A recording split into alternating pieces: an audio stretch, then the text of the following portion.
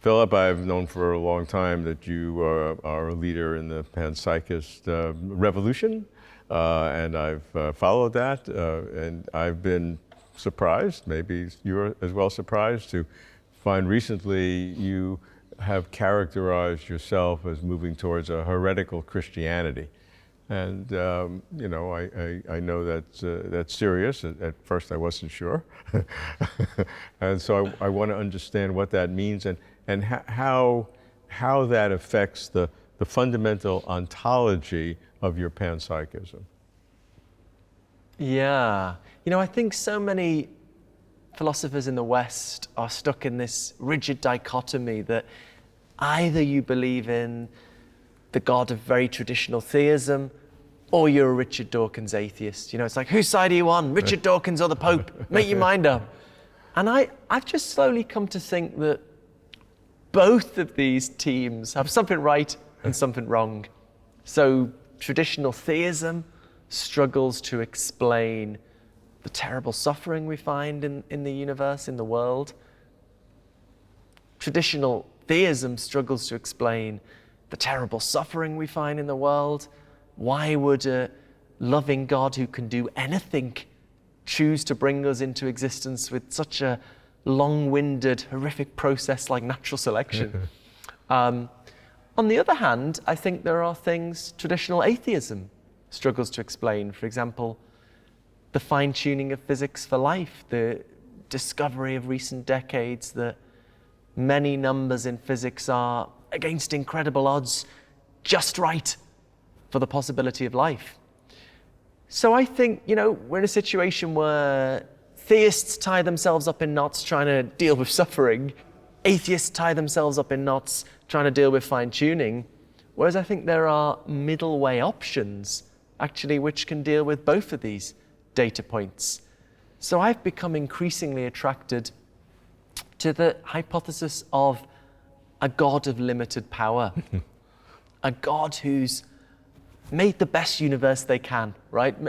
Maybe God just is unable to create intelligent life in an instant, as we seem to see depicted in a literal reading of Genesis.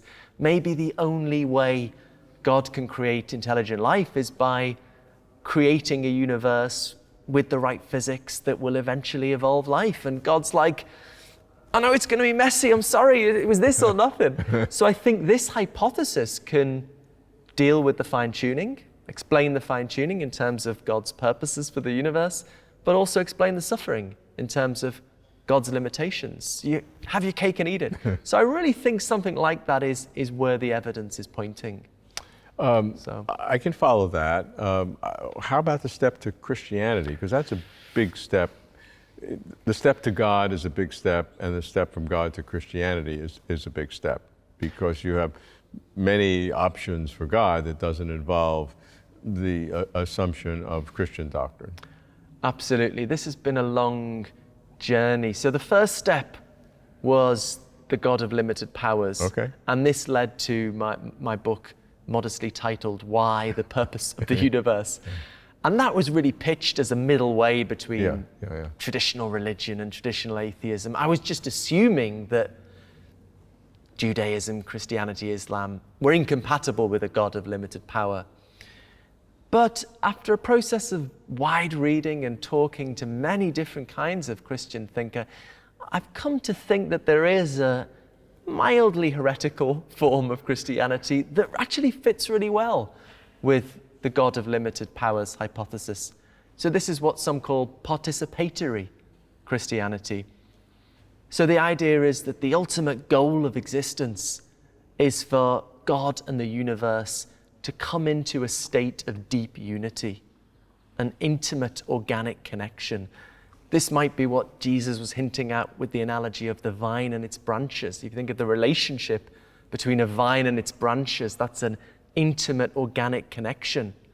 So on this version of Christianity, that's the aim, is for God and the universe to come into this kind of intimate organic connection. Well, co-creation is a major part of some strands of Judaism. That God and humanity are co-creating together, and it's a partnership and it's not always a happy partnership Right. in both directions.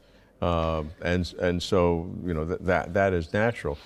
What's missing is what motivates the Christianity part, because I could see a God of limited powers, and that's a full stop. Yeah. I mean, that's already a big progress, or big, I don't know, progress is the right word. It's a big statement, but and if I would go there, I then couldn't choose a religion to express that. So where the Christian bit of this participatory view comes in is the thought is, okay, the aim is for God and the universe to come into this intimate connection, but there's a problem. We're a little bit different from God, right? You know, God is the timeless, immaterial, necessary ground of everything that exists, whereas you and I are just, I don't know about you, Robert, but you and I are just essentially temporal, contingent beings, right? The two sort of don't fit together.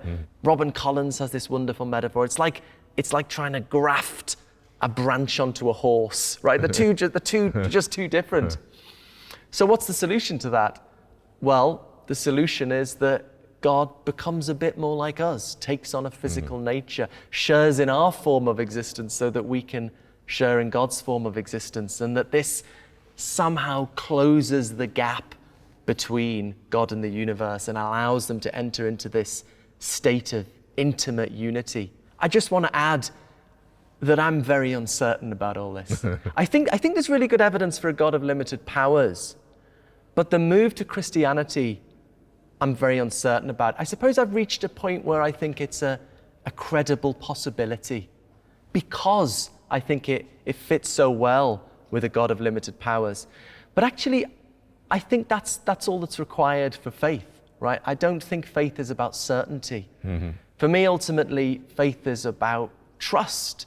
It's trusting a certain view of the meaning of existence to guide how you interpret your deepest experiences, to shape your fundamental life commitments. Certainty would be lovely, but in the absence of that, I think it's rational to trust something that's a reasonable probability.